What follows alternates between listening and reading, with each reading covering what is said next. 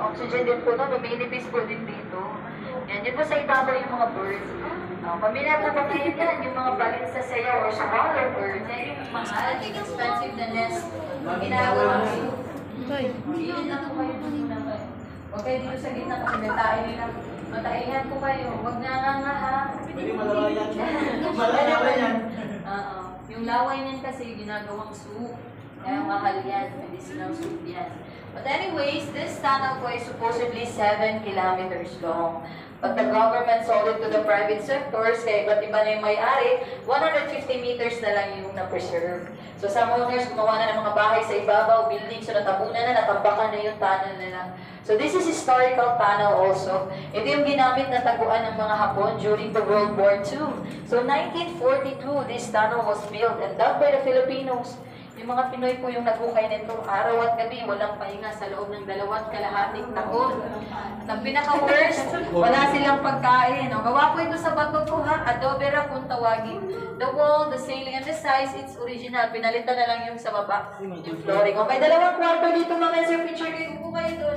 Magmalites muna po kayo, meeting room and then prayer room. Pagkatapos yung magmalites, magdasal na. Wala ka niyo yung good verse po, pwede po yan hawakan. May good verse doon sir. So wala na po tunay ha, those are replica na lang po. No? So nakuha na po, year 1968. Kasi itong tunnel na ito na-discover na year 1968. They're constructing the road or yung highway na yan. Ang laki na nakuha nila dito, 8 guns and gold bars. Ay, pandalakan pa. Wala ka na sila o.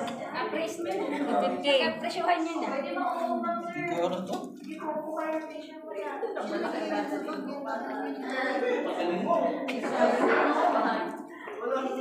Maliit na yan.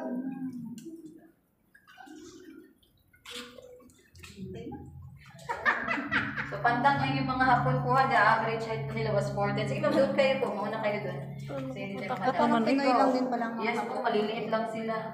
So ito naman kung may harang, balon po ito, no? Ang lalim po nito ay 10 feet. So ito yung source of water nila noon. Spring water po yan, gagaling yan sa mundo. Kaya ito, sino gusto mag-try dito sa loob ng Bartolihan? 5 to 6 people po mag-cash na dito.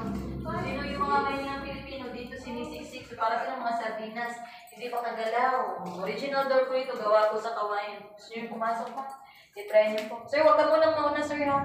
Yan, may Hapon po dyan. Baka ano yung panang Bisa niyo, gusto ko tayo. Dali, try.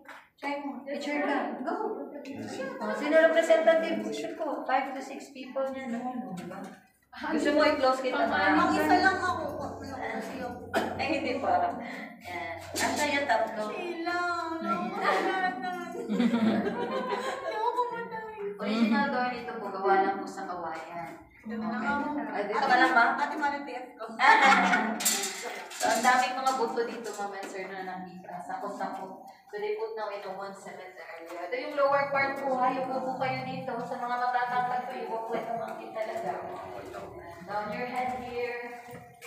So, mga sakto lang yung height, 4'10" pababa, at 4'10" yung ano. Are you familiar with limestones, ma'am and sir? The stalactite and stalagmite. May nagpupunta ng mga minerals. May kumuna tumutulong mga sir, huwag po kayo magalala, yan po ay malinis. Yan po ay galing sa ulan, tapos na-absorb na ng soil. So it still turns drinkable. Ganda na po properly na po.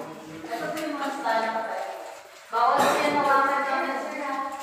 The oil in our hands is like acid, contaminated. So ilang earthquake na yung dumaan dito mga sir, na sana was still stable. Kaya po na paano. Hindi ganito yung ilaw naman naman sir, yung gamit nila yung tulo or torch. Pinalitan na po yan kasi nakakasok. Malapit na tayo matapos mga sir. That's the boundary na. You see that statue. Iba na yung may-ari niya, kaya dito tayo makapasok. So meron pa isang part dito, the stock room or armory. So dito naman po may kita rin mo, ang original thing. Antique goods, so playground, Japanese pistol, Japanese sword, and that's true. Pico and Pollard. Dito nilalagay yung mga gamit ng pangyera nila. Pwede niyo po yan hawakan, sir. Yung baril, vintage gun, yan, vintage sword, and also that steel door, mini bolt, yan nila. Pasok ka, sir, for picture na. Pwede ko.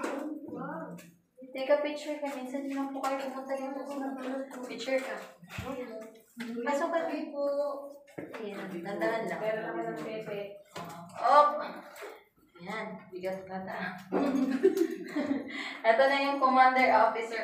Ginawa na lang yung wishing area dyan mga ma'am, sir. Yan, daming mga pera or coins. Pero straight way, nakikita niyo po ba yan? Meron pong kwarto or yan po yung office ng commander.